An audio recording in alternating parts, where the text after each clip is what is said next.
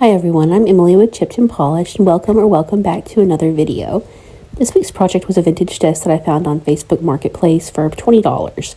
My first instinct was to keep this for myself since I actually need a desk and I really love the bow front drawer and all the little details on this one. But after going back and forth between this desk and another that I have in my inventory, I decided to go ahead and turn this one into a set of nightstands. The first thing I did was remove the hardware so I can save that for a future project down the road. I will be keeping the White poles for each table though. After removing the hardware, I put the desk on its back and started poking around to try to dismantle it. This is actually my first time cutting a desk in half and turning it into side tables like this, so I wasn't quite sure where to start. I removed the screws from the top and tried to knock it loose with my hammer, but it wasn't really going anywhere. I wanted to try and have it as disassembled as possible before I started cutting anything. My next thought was to try and knock off these supporting blocks with my hammer. They still weren't really budging for the most part, but I did have one fly off as soon as I turned the camera off. Next, I tried grabbing my 5-in-1 tool to try and chisel and separate this back piece from the main part of the desk. I love doing nightstand flips because they are always in demand and they always sell quickly. Most of the time, desks are actually harder to sell for me since they're bigger. Most people don't have a lot of room or need for them. By cutting this in half, it's going to make a great set of nightstands or end tables that can easily fit into someone's home. They'll have almost all of the storage that it originally did as a desk, but the individual towers are slimmer than regular nightstands or end tables, so they're great for smaller bedrooms or apartments. It's a situation where everybody wins. At this point, I thought I had pretty much gotten as far as I could with disassembly, so I measured where I needed my new edges to be, and gave myself maybe an extra 1/8 of an inch just in case of any mistakes while cutting. I marked it off with painter's tape just so it would be easier to see. After both cuts were made, I grabbed my hammer again, and it was pretty easy to get the two towers separated at this point. I just hit the nails that were poking through and then pulled them back out on the other side. With everything separated, I needed to try and make the sides that would have been facing the middle flush, so I tried to use my hammer and 5-in-1 tool to remove these trim pieces. That ended up not working. A small piece of the trim did break off, but as I kept trying, I could see where other pieces were starting to crack. Switching gears, I grabbed Klean strips so I could clean the old paint off of there. It had a lot of brush strokes and it wasn't adhering the way it should to keep my new paint from adhering. So I put on a thick layer of Klean strip and let it sit for about 15 minutes. I actually had to use a few coats of the Klean strip since it was drying out on me, and maybe it's because I was impatient, but it seemed to only work in half the areas that I applied it to. I think I'm going to have to try a different stripping agent next time. What do you recommend? Leave me a comment below. I know a lot of people hate using paint strippers because of the mess and such, but when it works, I actually find it really therapeutic and satisfying. It's also better than having sandpaper gum up on you. If you're enjoying this video so far, it would be great if you could give it a thumbs up, share this with a friend who loves furniture flipping, and subscribe for more DIY furniture projects. I'm always grateful for anyone who engages with my videos in these ways, and it helps me more than you know.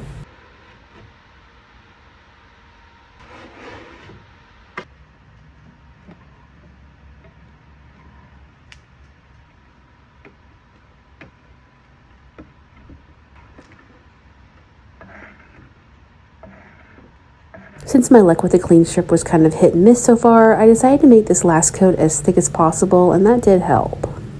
I think some of the equation is what kind of paint you're trying to strip off to. For instance, chalk paint is notorious for being terrible with strippers, but latex paint will pretty much come off easily.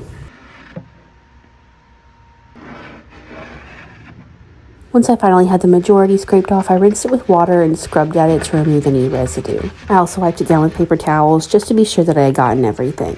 There's still some paint lingering here, but a lot of that will come off when I scuff sand it. After everything had a chance to dry out, I tackled the sides that needed to be patched up. I added a couple of pieces of wood cut at Lowe's and I glued those down. Somehow they ended up being just slightly off in size, but this covered the majority of it so I could start making it flush and smooth. I applied a layer of Titebond wood glue to both sides before weighing it down and clamping it, and maybe it looks silly, but I used a couple of gallon-sized jugs of water to weigh it down.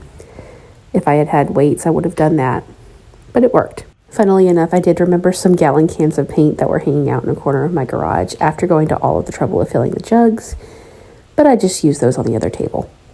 And yes, I cleaned up the excess glue. While that was drying, I started scuff sanding everything with a 150 grit sandpaper. Scuff sanding is important because this is going to give your primer and paint something to grip onto versus sliding off a smooth surface. It's also going to remove any lingering bits of loose paint that didn't get stripped away. I also took a minute to refine the cuts that I had made and make sure that they were smooth and even.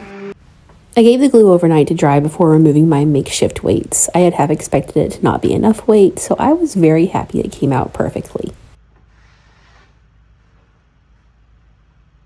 Since I jumped in with the glue on this one first, it was time to go ahead and scuff sand this one, again using that same 150 grit sandpaper.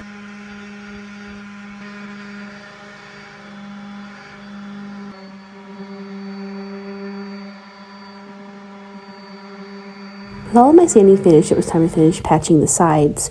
Somehow the measurements for the wood that I had cut were slightly off.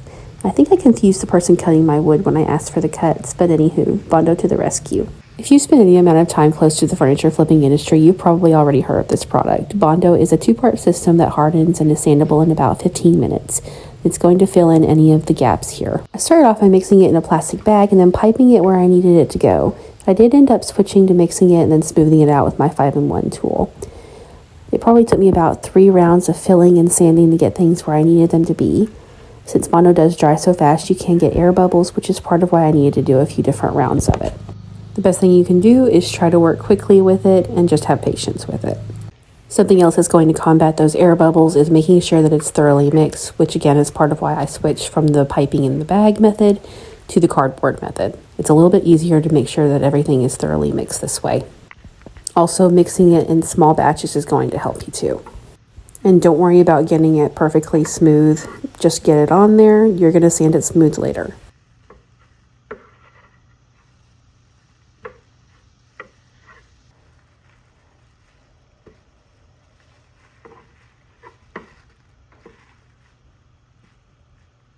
In between those rounds of Bondo, I set those White pulls up in some cleaner. I like to mix baking soda and lemon juice until they're the consistency of wet sand, and I let everything marinate in that anywhere from 2 hours to overnight. I'll kind of set this up in layers, making sure that the first layer is totally covered before adding more hardware, and then more baking soda and lemon juice. I've tried Brasso and I tried the ketchup method. So far, this is my favorite. It doesn't use a ton of product like the ketchup method, and it's not super smelly like the Brasso. I have never tried boiling my hardware in vinegar, but I imagine that has a bad smell with it too. Moving on to the best part, painting. I chose Dixie Belle's Gravel Road color. It's a beautiful charcoal gray that's going to fit in well with a lot of neutral decor without fading into the background. And if you're wondering why I didn't prime, I did. I just somehow forgot to film it. To prime this set, I just sprayed them with a couple of coats of clear shellac. That will protect against any possible bleed through and act as a bonding primer.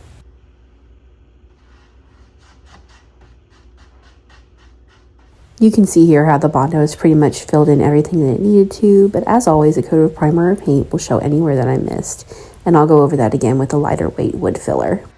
To help combat any brush strokes, I'm misting the surface with a bit of water first. This will help the paint glide on a little bit easier and give it more open time so it can self-level a bit. I'm also making sure that I mist my brush.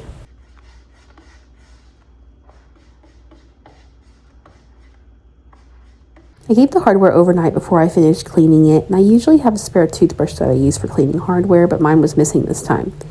I just used the leftover baking soda and lemon juice to make sure to scrub at the hardware a bit, and most of any tarnish comes off.